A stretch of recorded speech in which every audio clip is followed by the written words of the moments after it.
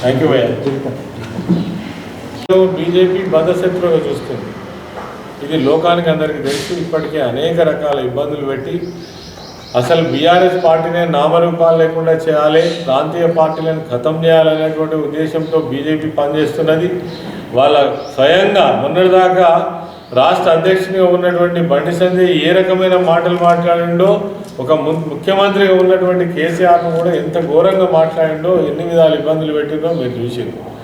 ఇప్పటికి కూడా మాకు బీజేపీకి కానీ ఏ రకమైనటువంటి సంబంధం లేదు. అదేవిధంగా కాంగ్రెస్ వాళ్ళేమో మేము బీజేపీ సపోర్ట్ చేస్తామంటారు, బీజేపీ వాళ్ళేమో మేము కాంగ్రెస్ సపోర్ట్ చేస్తామంటారు. మాది ఒక స్వయం ప్రతిపత్తి కలిగినటువంటి తెలంగాణ ఉద్యమంలో తెలంగాణ రాష్ట్ర సాధన కోసం ఏర్పడినటువంటి పార్టీ.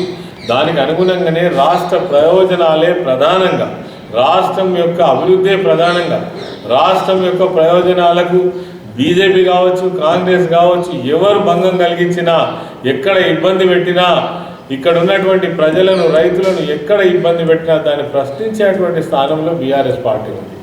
నిజంగానే మేము అభ్యర్థిని కూడా ఎందుకు పెట్టలేదంటే, వ్యూహాత్మకంగానే ఈసారి అభ్యర్థిని పెట్టలేదు. పెట్టాల్సి వచ్చిన నాడు బీఆర్ఎస్ పార్టీ కేసీఆర్ గారు ఎవరిని అభ్యర్థి పెడితే ఆ రోజు గెలిచినటువంటి రోజులు చాలా దూరమేం కాలేదు. ఈయన ఎంపీ అంటే ఆయనే ఎంపీ అయిండు, ఈయన ఎమ్మెల్సీ అంటే ఆయననే ఎమ్మెల్సీ అయిండు, ఈయన జడ్పీ చైర్మన్ అంటే ఆయననే జడ్పీ చైర్మన్ అయిండు. ఇది చరిత్ర. ఇవాళ ఎవరో మాట్లాడినంత మాత్రాన అది సత్యం కాదు. ఎందుకంటే బీఆర్ఎస్ పార్టీకి ఒక స్వయం ప్రతిపత్తి ఉంది, ఒక సిద్ధాంతం ఉంది. తెలంగాణ రాష్ట్ర సాధన కోసం ఎట్లయితే పనిచేసిందో, తెలంగాణ రాష్ట్ర అభివృద్ధి కోసం, తెలంగాణ రాష్ట్రంలో ఏ రకమైన అవరోధాలు జరిగినా దాన్ని అడ్డుకోవడం కోసం బీఆర్ఎస్ పార్టీ ఒక కాపలదారులాగా ఈ రాష్ట్రానికి ఉంటుందనేది ఆనాడు కేసీఆర్ గారు ఆనాడు చెప్పిండ్రు. ఈనాడు కూడా మేము అదే పాత్ర పోషిస్తూ ఉన్నాం. అందులో మాకు కాంగ్రెస్, బీజేపీ రెండు కూడా మరి ప్రధానమైనటువంటి ప్రతిపక్షాలుగా మేము చూస్తున్నాం. అంటే ఈరోజు జగిత్యాల జిల్లాలో ప్రముఖులుగా ఉన్నటువంటి జీవన్ రెడ్డి గారు కావచ్చు, ఇక్కడ స్థానిక ఎమ్మెల్యే సంజయ్ కుమార్ గారు కావచ్చు, లక్ష్మణ్ కుమార్ కావచ్చు, ఈ జిల్లాను ప్రభుత్వాన్ని నడిపిస్తున్నటువంటి ఎవరైతే ఉన్నారో వాళ్ళు ఒక ప్రెస్ మీట్ ఈరోజు పెట్టడం జరిగింది. మేము ఈ సందర్భంగా కోరేది ఒకటే, ప్రజలు ఎలా మిమ్మల్ని ప్రశ్నిస్తున్నారు. ప్రజలంటే గ్రాడ్యుయేట్స్ కావచ్చు, టీచర్స్ కావచ్చు. అసలు ఈ ఎన్నికలలో కాంగ్రెస్ పార్టీ అభ్యర్థులను ఎందుకు గెలిపించాలి?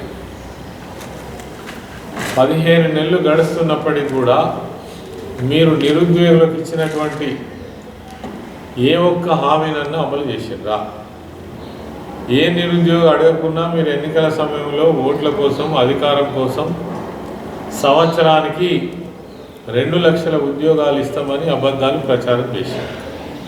ప్రతి సంవత్సరం జాబ్ క్యాలెండర్ ద్వారా ప్రతి సంవత్సరం 2 లక్షలు అంటే దాదాపుగా 5 సంవత్సరాలలో మీరు దిగిపోయే నాటికి 10 లక్షల ఉద్యోగాలు భర్తీ చేస్తామన్నారు. 15 నెలలు గడిచింది. ఇంకా మీకు ఉన్న సమయం అంతా 3-3.5 సంవత్సరాలే.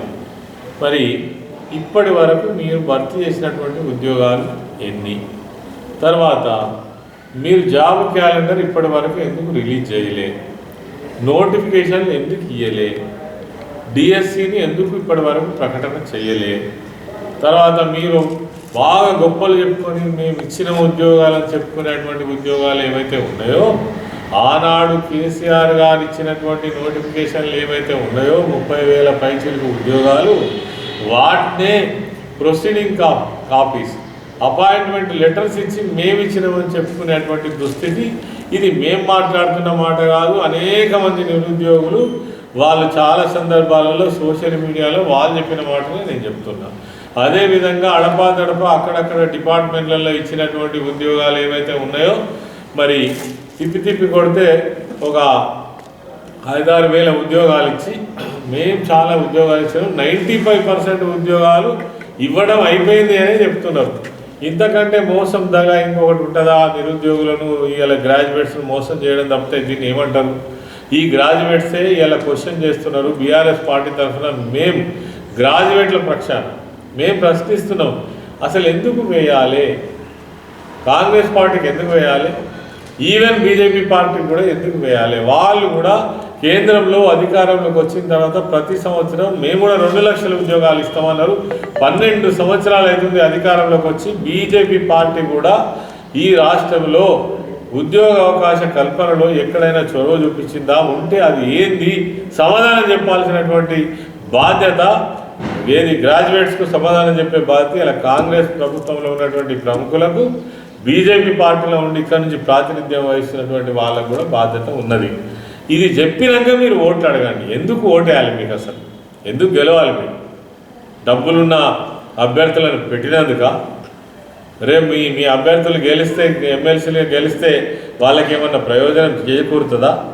ఇంకా ఒక విషయం విడ్డూరం ఏంటంటే, ఇదివరకు ఎమ్మెల్సీ ఎన్నికలలో ఒక ముఖ్యమంత్రి స్వయంగా వచ్చి నిజామాబాద్లో, తర్వాత మంచిర్యాలలో, కరీంనగర్లో మీటింగ్ పెట్టిపోయింది. ఇదివరకు ఏ ముఖ్యమంత్రి కూడా చరిత్రలో ఇప్పటి వరకు ఇటువంటి మీటింగ్స్ పెట్టినటువంటి దాఖలాలు అయితే లేవు. మరి అలా ముఖ్యమంత్రి స్వయంగా వచ్చి చెప్పిపోయింది ఓటేయమని. ముఖ్యమంత్రినే స్వయంగా ఇలా గ్రాడ్యుయేట్స్ అడుగుతున్నారు, నువ్వు ఇచ్చిన 6 గ్యారెంటీలు ఎందుకు అమలు కాలేదు? నువ్వు ఇచ్చినటువంటి జాబ్ క్యాలెండర్ ఎందుకు పెట్టలేదు? నువ్వు ఇచ్చినటువంటి 2 లక్షల ఉద్యోగాలు ఇవి కూడా 100 రోజుల్లోనే సంవత్సరానికి 200 ఉద్యోగాలు మేము కల్పిస్తామని చెప్పినారు కదా, ఎందుకు చేయలేదు అని ఇలా గ్రాడ్యుయేట్స్ ప్రశ్నిస్తున్నటువంటి పరిస్థితి. కాబట్టి దీనికి సమాధానం చెప్పాలి. అది పోను, అసలు ఈ ప్రభుత్వంలో కోఆర్డినేషన్ ఉన్నదా? ఈ ప్రభుత్వంలో ముఖ్యమంత్రికి మంత్రులకు కోఆర్డినేషన్ లేదు. ముఖ్యమంత్రి నన్ను ఎవరు లెక్క చేయాలని స్వయంగా ముఖ్యమంత్రి మాట్లాడుతున్నారు. నా గౌరవం దక్కిస్తలేరు మీరు, నా గౌరవం పోతే మీ గౌరవం ఒకటి కాదని ముఖ్యమంత్రి మాట్లాడుతున్నారు. నన్ను కాపాడుకుంటారా లేదా అని ముఖ్యమంత్రి మాట్లాడుతున్నారు. ఏ మంత్రికి ఆ మంత్రి స్వతహాగానే ముఖ్యమంత్రి లాగా వ్యవహరిస్తూ ఉన్నారు. ఎవరి మీద ఎవరికి కంట్రోల్ లేదు. అది పోను, ఈ గ్రాడ్యుయేట్స్ ఎన్నికలలో కూడా నేను ఈ సందర్భంగా చెప్తున్నా, అసలు మీ ఎమ్మెల్యేల మధ్య కోఆర్డినేషన్ ఉన్నదా? మంత్రికి ఎమ్మెల్యేలకు మంత్రికి పొంతన లేదు. అసలు ఇప్పటి వరకు ఎక్కడ మీరు ప్రచారం నిర్వహించింది లేదు, ఎవరిని గెలిపియాలో చెప్పింది లేదు. ఎవరైతే మిమ్మల్ని నమ్ముకొని నిలబడ్డటువంటి అభ్యర్థులు ఉన్నారో వాళ్ళని నట్టేట ముంచేటువంటి ప్రయత్నం కూడా జరుగుతూ ఉన్నది. కాబట్టి ఈ ఎన్నికలలో ఖచ్చితంగా మేము గ్రాడ్యుయేట్స్ నుంచి కానీ ప్రజల నుంచి కానీ వస్తున్నటువంటి విషయాలను సేకరించిగా చెప్తున్నాం ఏంటంటే, ఈ ఎన్నికలలో ఖచ్చితంగా ఇండిపెండెంట్ అభ్యర్థులదే హవా నడుస్తూ ఉన్నది. ఖచ్చితంగా ఎవరో ఒక ఇండిపెండెంట్ను బ్రహ్మాండంగా గెలిపించాలనే ఉద్దేశంతో ఇలా గ్రాడ్యుయేట్స్ ఉన్నట్టుగా కనబడతా ఉన్నది. కాబట్టి ఇది ఒక చావు దెబ్బ అవుతుంది ఈ ప్రభుత్వానికి కావచ్చు, కేంద్రంలో బీజేపీ కావచ్చు అనేది మా ఉద్దేశం.